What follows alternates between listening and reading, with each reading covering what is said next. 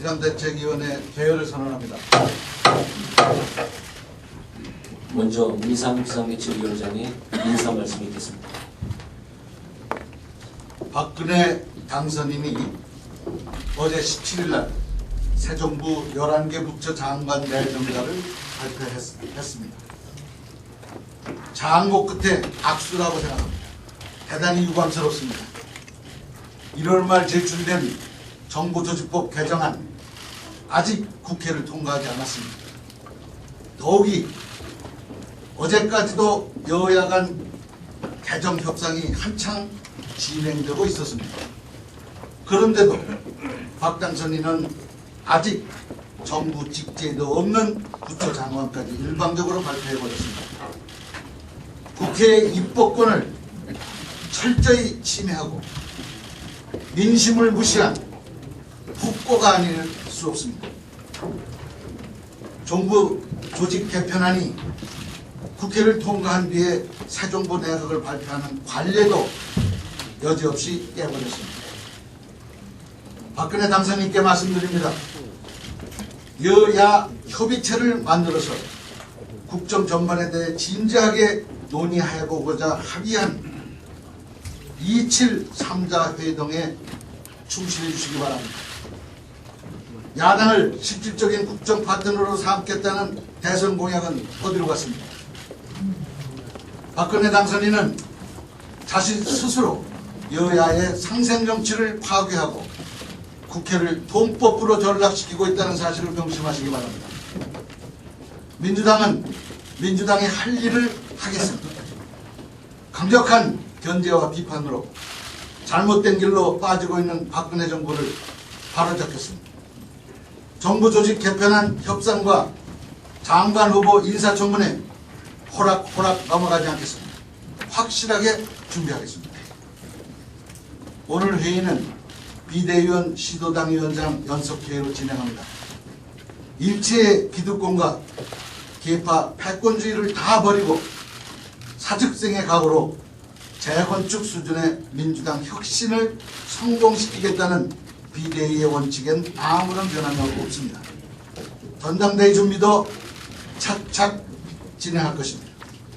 오직 국민의 뜻을 받들어 국민의 신뢰를 되찾는 민생정당 강한 야당으로 거듭나기 위해서 좌고우면하지 않겠습니다. 시도당 위원장님들의 허심탄회한 비판과 조언을 기대합니다. 이상입니다. 네, 다음은 박기춘 원내대표의 문의를 읽겠습니다. 네, 우리 민주당은 박근혜 정부 출범과 국정 운영에 적극 협조하겠다고 그동안에 여러 차례 밝힌 바 있습니다. 지금도 물론 그 마음은 변함이 없습니다. 어제 원내대표와 정책위원장 그리고 수석 부대표 협상을 재개했습니다. 그러나 방통위 업무 입장 차이만 확인하는데 결국은 그쳤습니다. 새누리당은 이견이 있을 때 조정위원회를 만들기 위한 선진화법을 주도적으로 만들었습니다. 이제 행안위 안건조정위원회를 즉각 구성해야 맞습니다. 그리고 인수위원회와 충분히 협의하고 당선인을 설득해서 그야말로 수용 가능한 그런 방안을 가지고 다시 협상에 임해 주시기 바라겠습니다. 주말과 그동안의 협상 과정에서 제가 느낀 몇 가지만 말씀드리겠습니다. 네 가지는 없는 새누리당 이렇게 정의를 합니다. 야권에는 여권이죠. 여권에는 네 가지가 없고 야권에는 한 가지가 없습니다. 첫 번째 정부 조직 개편안에 대한 여야 합의도 없이 장관 후보가 내정되었습니다만 박 당선인에게는 국회가 없습니다. 두 번째, 여당은 야당과 의견 접근을 하고도 당선인만 보고 오면 다시 원점으로 돌아갑니다. 그래서 여당 협상팀에는 재량권이 없습니다. 세 번째, 새 정부의 정부 조직 개편안에는 경제 민주화뿐만 아니라 검찰 개혁 등 박 당선인께서 대통령 선거 전에 유차에 걸쳐서 약속했던 공약했던 그런 사항이 없습니다. 마지막으로 현재 내정된 장관 후보자들에게는 그야말로 새로움이 없습니다.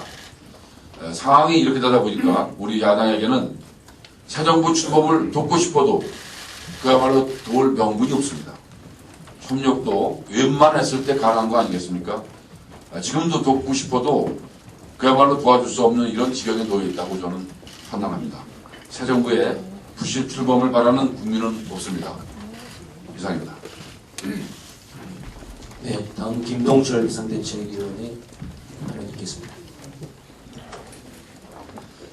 박근혜 당선인은 이명박 정권 5년 동안 누구보다도 이명박 대통령의 불통, 독선의 리더십 때문에 고통을 받았을 것입니다. 그래서 누차 제왕적 대통령제에서 탈피하겠다고 공언해 온 것으로 알고 있습니다. 그런데 박근혜 당선인이 바로 그런 길을 가려는 것은 아닌지 대단히 의심스럽습니다. 정부 조직 개편안에 대해서 협상팀에 어떠한 재량도 부여하지 않고 있기 때문에 박근혜 당선인의 의중을 의식한 새누리당이 원한 보수 이외에는 어떠한 대안도 내놓지 않고 있기 때문입니다. 박근혜 당선인이 혹여나 새누리당을 거수기로 만드는 것도 부족해서 우리 민주당마저 거수기로 생각하고 있는 것은 아닌지 의심스럽습니다. 우리 민주당이 박근혜 정부의 성공을 바라고 협조를 아끼지 않겠다고 하는 것은 무조건 항복하겠다는 것이 아닙니다. 국민이 성공해야 하고 국민이 행복해야 하기 때문에 그런 것입니다. 역대 정부 출범 당시 인수위에서 제시했던 정부 조직 개편 원안이 국회를 그대로 통과한 전례가 언제 있었습니까? 김대중 정부 출범 당시 인수위는 기획예산처를 신설하려고 했지만 무산되고 기획예산위원회와 재정경제부 예산청 신설로 대체됐습니다. 해양수산부를 폐지하려고 했지만 그대로 유지됐고 해양경찰청과 경찰청 통합을 시도했지만 무산됐고 중앙인사위원회 신설안도 무산이 됐습니다. 노무현 정부 때도 4개 부처의 복수차관제를 도입하려고 시도했지만 한나라당의 반대로 무산됐다 했고 건설교통부를 국토교통부로 바꾸려는 계획도 백지화됐습니다. 이명박 정부 출범 때도 통일부와 여성가족부 등 5개 부처를 폐지 흡수하는 통합안을 제시했지만 외교통상부와 통일부를 통합하려는 원안이 백지화되고 여성부가 신설되었습니다.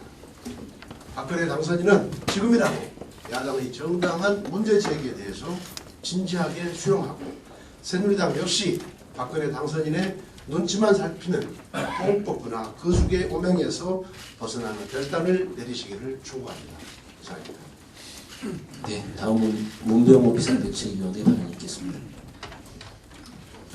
예, 최근에 박근혜 당선인의 인사 또 업무 수행 스타일을 보니까 지난 대선 과정과는 180도 다르게 원래의 위치로 돌아갔다 그렇게 평가할 수밖에 없습니다. 대선 과정에서는 지난 비대위 시절에 이준석, 이상동과 같은 비대위원들을 영입해서 변화하려는 노력을 보였다고 봅니다. 또 지난 대선 선대위에서는 김종인, 안대희 씨와 같은 분들을 선대위에 모셔서 뭔가 새로운 모습을 보이려는 시도를 했다고 평가할 수 있습니다. 그러나 대선이 끝난 지금 당선자의 위치에서 봤을 때 그런 것들은 결국 쇼에 지나지 않았다. 결국은 대선 때 표를 얻기 위한 그러한 분칠한 그러한 쇼를 한 것이다. 그렇게밖에 평가할 수밖에 없습니다. 지금 우리는 박정희 대통령 시절에 그런 관주도의 통치를 할 것이라는 불길한 예감이 듭니다. 지금은 국민 참여 시대입니다. 그리고 소통의 시대입니다. 지난 몇 분의 대통령 정부에서 이러한 흐름들은 이제 거스를 수 없는 대세가 되어 왔습니다. 그러나 박근혜 당선자의 최근의 인사와 업무 스타일을 봤을 때 우리는 다시 박정희 시대로 돌아가지 않는가 하는 대단한 심각한 우려를 하지 않을 수 없습니다. 측근들, 과거에 박정희 대통령께서 비서실장, 경호실장, 중앙정보부장 이런 측근들을 앞세워서 국민들은 따라와라 이런 식의 통치를 했습니다. 이번 인사나 여러 가지 이 과정을 봤을 때 박근혜 당선인도 측근들과 밀실해서 상의하고 국민들은 이거에 따라와라 이렇게 하는 그러한 통치 스타일이 되지 않을까 대단히 참으로 걱정스럽습니다. 다시 한번 박근혜 당선인께서는 성 안에 갇힌 여왕이 아니고 국민의 바다로 나와주실 것을 촉구합니다. 박근혜 당선인의 복선과 새누리당의 무능에 실망을 느끼고 있습니다. 다시 한번 말씀드리지만은 민주당은 새 정부 출범에 협조한다는 자세로 성실하게 협상에 임해왔습니다. 정부 조직 개편안에 대해서도 합리적인 근거와 대안을 제시했습니다. 그러나 새누리당은 당선인의 의중을 내세우면서 인수위 안에서 한 채 양보도 할 수 없다고 합니다. 당선인이 민주주의를 하겠다는 것인지 독재를 하겠다는 것인지 이해할 수가 없습니다. 지금 당선인은 대통령으로 선출되었으니 뭐든지 마음대로 할 수 있다 이렇게 생각하는 것은 아닌지요. 그렇다면 당선인은 선출된 왕이 된 것입니까? 그렇지 않습니다. 우리 국민들은 무소불위의 제왕을 뽑은 것이 아니고 민주 대통령을 뽑은 것입니다.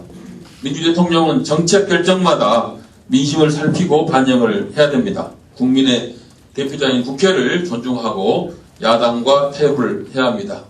이것이 바로 제왕과 민주 대통령이 다른 점입니다. 그런 점에서 다시 한번 박근혜 당선인께서 국민과 소통하고 국민 통합을 지향하는 새로운 정치를 해주실 것을 다시 한번 부탁을 드립니다. 전문성을 중시했다고 하지만 장관 인사의 본질은 민생 배제, 정치 배제, 상식 배제입니다. 다시 한번 말씀드리지만 고시 출신 엘리트 관료들은 민생 현실을 알기가 어렵습니다. 그리고 보수적이고 전형적인 시장 만능주의자 장관에게 민생 경제 민주화와 민생 위기 해결을 기대하기도 어렵습니다.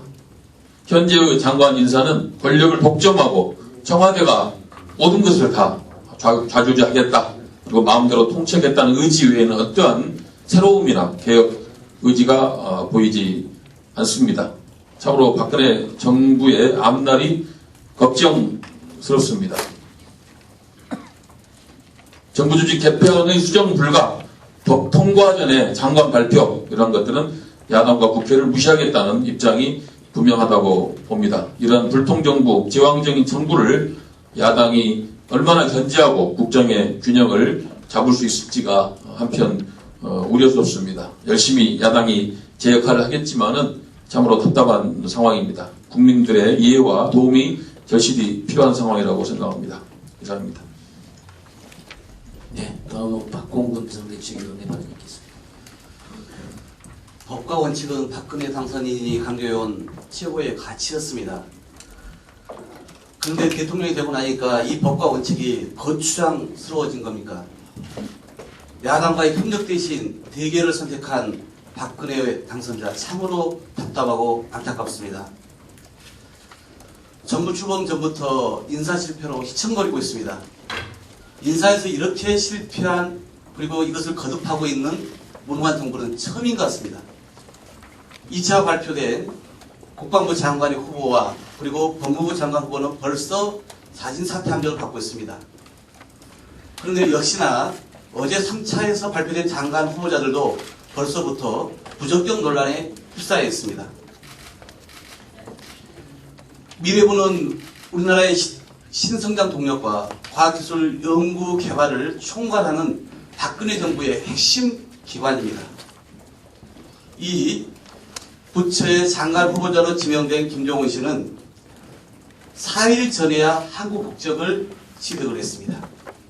장관에 내정되고 나서야 국적 회복 절차를 밟은 것으로 보입니다. 일반인의 경우 통상적으로 국적 회복에는 신청부터 결정까지 3개월 소요됩니다. 김종훈 후보자의 경우는 신청 후 6일 만에 국적이 회복되었습니다. 특혜가 있었다고 볼 수밖에 없습니다. 또한 미래부는 무엇보다 기술 보안과 정보 보호가 중요한 부처입니다. 이런 수장으로 오랫동안 미국의 기업과 업계의 이익을 대변하면서 이해관계를 형성해온 김종훈 후보자를 임명하는 것은 적절치 않습니다. 국가 차원의 기술 보안을 총괄하는 부처의 수장으로 심각한 공무원 임용 결격 사유에 해당되는 것입니다. 국가공무법 위반이라고 볼 수도 있는 것입니다.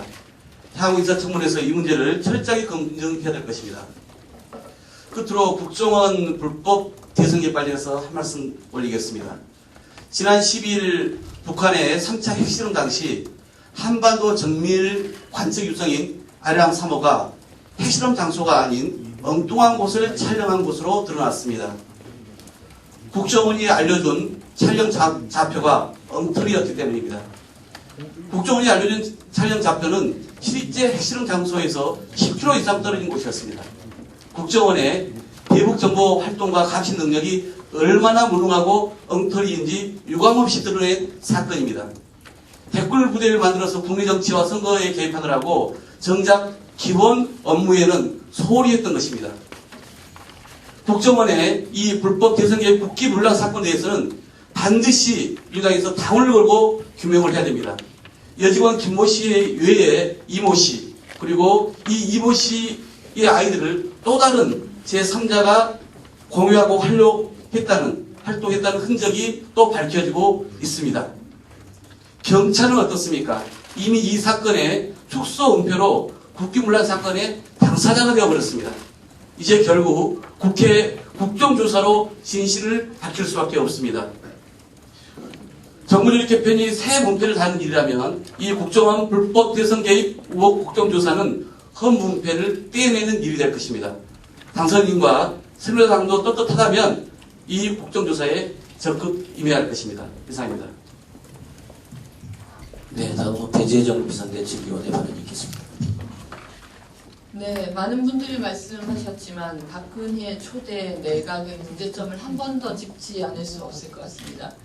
밀실 검증에 빠져서 철저한 검증이 미흡하다는 사실이 계속해서 드러나고 있습니다. 김병관 국방, 황교안 법무 내정자들의 인사 검증에 문제가 있었다는 것이 많은 언론 등을 통해서 드러나고 있는데, 금방 말씀하셨지만 박근혜 정부 내각의 핵심이라고 할 수 있는 미래창조과학부를 후보 지명 사흘 전 대한민국 국적을 취득한 김종훈 씨에게 맡기겠다고 깜짝 발표했습니다. 앞으로 또 어떤 문제점이 있을지 심히 우려스럽습니다. 지나치게 관료에 의존한 인사 역시 문제가 되고 있습니다.